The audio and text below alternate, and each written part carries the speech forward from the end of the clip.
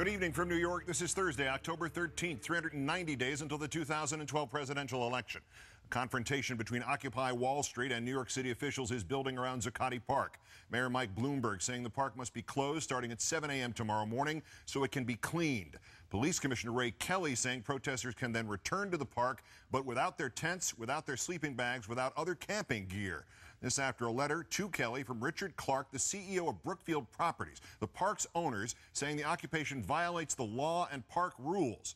Our fifth story on the countdown tonight, a rally underway tonight at Zuccotti Park. Members of New York's City Council and other officials reportedly present, while some members of the protest were reportedly heading to the restaurant they believe Mayor Bloomberg was dining at, and others hope to deliver a petition to him. And activist and music mogul Russell Simmons has now offered to pay to clean the park, quote, in order to avoid any problems.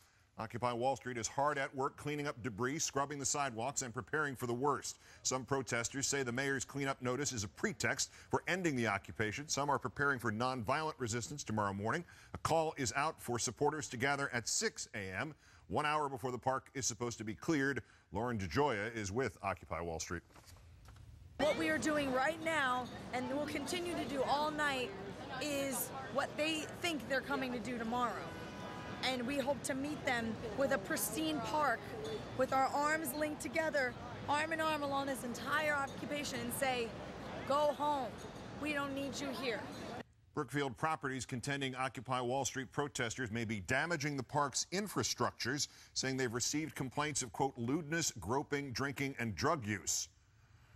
It's downtown. What do you expect? Insisting the protesters follow park rules which prohibit camping, tents, or other structures, lying down on the ground, benches, sitting areas, or walkways, tarps, sleeping bags, or other coverings, storing personal property, and any activities prohibited by law or statute. Attorneys for the protesters have replied to Brookfield's letter, writing in turn, the enforcement action you are requesting raises serious First Amendment and other legal concerns. You are threatening fundamental constitutional rights. Our clients are willing to sit down with you and want to negotiate in good faith. Attorney Gideon Oliver, part of the Liberty Park Legal Working Group supporting Occupy Wall Street, and he'll join me here in a few moments. In Portland, Oregon this morning, some Occupy protesters were forced to move there. At least 8 arrested for blocking part of Main Street. But Portland Mayor Sam Adams said the main body of protesters could stay right where they were indefinitely in 2 public squares. Today is about opening the road. The Occupy camp portions, they'll remain intact. Back in New York, CNBC reporting Goldman Sachs employees have been informally warned to stay away from Zuccotti Park. Goldman executives may be afraid their employees will experience performances like this from the activist and Grammy Award-winning musician Tom Morello. Save the hammer for the man. Save the hammer for the man. You're never too far down the wrong road. Turn back, change your plan. Save the hammer for the man. Tom Morello, my guest a little later in this news hour. Occupy Wall Street also getting support today from former Vice President, current TV co-founder Al Gore, who said, with democracy in crisis, a true grassroots movement pointing out the flaws in our system is the first step in the right direction. Count me among those supporting and cheering on the Occupy Wall Street movement. In an interview with me on August 2nd, Mr. Gore had called for a movement like Occupy to form, responding to my special comment the previous night, denouncing the hypocrisies surrounding the debt deal, which in turn called on people to act. He said, we need to have an American spring. You know, the Arab Spring, the nonviolent part of it, isn't finished yet. But we need to have an American spring, a kind of an American Tahrir Square, nonviolent change where people from the grassroots get involved again. And former President Clinton got involved again with Occupy Wall Street on David Letterman's program last night. I think that on balance this can be a positive thing, but they're going to have to kind of transfer their energies at some point to making some specific suggestions or bringing in people who know more to try to put the country back to work. Well, he's wrong about that. There was also support from currently serving political leaders today. A tweet from New York Congressman Gerald Nadler. There should be no need for the police to execute a mass eviction if the parties can work together to clean and maintain the park. And Congressional Progressive Caucus co-chairs Grijalva and Ellison writing, we are hopeful that public authorities will not stand in the way of these Americans' constitutionally guaranteed right to have their voices heard at this critical time in our nation's history. In Boston, The Occupy movement got back to work today with the help of $11,000 in donations and support from the state's AFL-CIO and firefighters unions. People in this country have been devastated over losses, and it doesn't seem like the people who have made the mistakes have been held accountable. Something drastically wrong when the Kelly family paid more in taxes than General Electric. And in San Francisco, activists plan to protest outside an education conference featuring Rupert Murdoch and former Florida Governor Jeb Bush. We're not sure if they were speaking or if it was remedial for them. As I mentioned, Gideon Oliver is an attorney with the National Lawyers Guild and a member of the Liberty Park Legal Working Group, counsel to the Occupy Wall Street protesters, and he's here now. Thanks for coming in. Thanks so much for having me. Or what contacts has your group had, if any, with the NYPD or the mayor's office, and are there discussions going on now? We have reached out to both the NYPD and the mayor's office, as well as Brookfield Properties and the Corporation Counsel's office, and we hope to hear back from them soon, but we have not heard anything. You wrote a letter to the park's owners. What, did they reply? We have not yet heard from them either. You wrote that fundamental constitutional rights are at stake under the guise of cleaning the park, the excerpt from the letter that I read earlier. Are there any legal means to stop what might be a confrontation before it starts? There may well be. What we're hoping at this point is that negotiation, is that the discretion will be the better part of valor on behalf of both Brookfield Property and the city, and that, you know, given that our clients have come to the table, the sanitation working group has come to the table and is willing and has been working very hard to clean and keep the park clean, and is willing to invite Brookfield, you know, into their process along those lines. We hope the city and Brookfield will decide discretion's a better part of valor and come to the table. On the other hand, that's 11 hours from now. It certainly would seem like this is the 11th hour. It's literally the 11th hour, so there's not very much time left, and the phone hasn't rung yet. So do you proceed to, is there an injunction path to take, or is that worth it, or is the likeliest outcome of this, if there's no resolution to it pre deadline, is the likeliest outcome some sort of civil disobedience?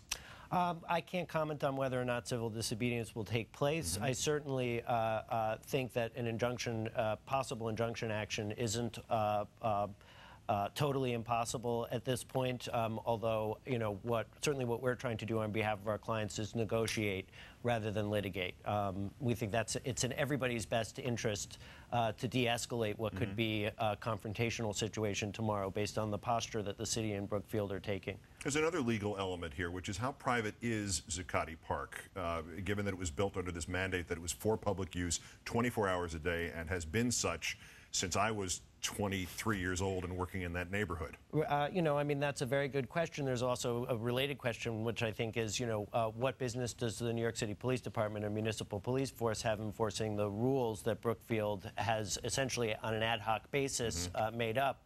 You know, if I said there's a no shoes in my apartment rule, and and somebody came in with shoes in my apartment, and I called the police and said you have to arrest them because they're, you know, violating my no shoes rule, you know, obviously they wouldn't do that, and so it's unclear, you know, why the police commissioner is even considering doing that here. We think it would be beyond the scope of his authority. One would assume if there were campfires on a windy night with a lot of blankets and rolls around, that would make a lot of sense. This is something a little bit less than that, no matter what degree it actually is a problem. Right, absolutely, and I think that the truth is that people in the park have been doing a very good job self-policing and dealing with these issues on their own, and so it's surprising that to us that Brookfield is coming in, you know, without trying to talk to people on the ground and work with them to simply keep it clean and safe, as it has been. Do you think this is a ruse? Do you think this is, as what others are interpreting it, is merely an excuse to get the protesters to go home, or at least deny them the opportunity to stay overnight in comfort? It may well be. I mean, there are certainly enough red flags that this is, you know, it could be a trap, or that it's certainly pretextual, because the concerns that have been raised by Brookfield in its letter to the police commissioner are all things that they can address through negotiation. There's no need for police action, and it would be unlawful. What they need to do, if they want to take police action, is go to court and have a judge decide that they have the right to do that or they don't. And certainly we don't think that they do. Gideon Oliver, attorney with the National Lawyers Guild, member of the Liberty Park Legal Working Group, and counsel for the Occupy Wall Street protesters. Great, thanks for coming in. Thanks so much for having me. The Occupy movement is sometimes criticized for not having made any specific demands. You heard President Clinton refer to that, in fact. My next guest has some that he thinks they should try. After covering Wall Street corruption for years, he says the time is fast approaching for the movement to offer concrete solutions to the problems posed by Wall Street. They include breaking up the monopolies, pay for your own bailouts, no money for private lobbying, tax the hedge fund gamblers, and change the way bankers get paid. These proposals come from the fevered pen of Rolling Stone contributing editor and Countdown contributor Matt Taibbi, who's with us now. Hi, Matt. Good evening, Keith. First, Zuccotti Park. Every time the NYPD has moved against the protesters, whether it was the 4 women who got pepper sprayed, which was really sort of the explosion point for the whole thing, to Brooklyn Bridge and the 700 arrests, to the sort of the hints and Bloomberg going through last night, every time the NYPD has acted or the city of New York has acted, it has grown the entire Occupy Wall Street movement exponentially. Right. Is Mike Bloomberg their best friend right now? And unless this somehow turns violent at the protesters' hands tomorrow, is there any outcome that doesn't work in the favor of this group? Yeah, I actually had the same thought earlier today that this is, it's almost like Bloomberg is working for the Occupy Wall Street movement. It's, it's the one way with a national media that's largely trying to be indifferent to this story. The one way you can guarantee that there's going to be a lot of press coverage of this is if there's some kind of disorder on the streets that's caused by, a too hasty police action. And so he's playing right into the hands of the protesters, I think. And by the way, rush hour Friday morning. Right, exactly. Friday's a nice slow news day if you act at 5 o'clock in the afternoon or 6 o'clock in the evening. 7 o'clock in the morning is exactly the worst time all week you could probably predict to do this. It doesn't take an awful lot to get New Yorkers really, really upset and acting crazy under normal circumstances, and these aren't normal circumstances. Today, New York City ordered the protesters to begin leaving the park they have been in, Zuccotti Park, as of Friday morning, as of tomorrow morning. You can come back after we clean the place, they said. You can come back, but you can't bring sleeping bags or tarps or tents when you come back. In short, you can't bring anything that has made it possible for this to be a long-term, we're staying, Occupy kind of protest. The Occupy Wall Street protesters responded by saying that they would clean the park themselves, but that they would not leave. Quote, this is it. This is their attempt to shut down Occupy Wall Street for good. For those of you who plan to help us hold our ground, which we hope will be all of you, make sure you understand the consequences. Be prepared for possible arrests. This is a message of solidarity. Well, tonight, the folks at Occupy Wall Street got a message of solidarity, a resounding one from the AFL-CIO Labor Federation. In a mass AFL-CIO email tonight, the subject line was, go to Wall Street now. Continuing, quote, the more people who can stand in solidarity at this critical moment, the better. The AFL-CIO is asking its members to show up at Occupy Wall Street beginning at midnight Eastern tonight in anticipation of this move by the police very early tomorrow morning. We will keep you posted.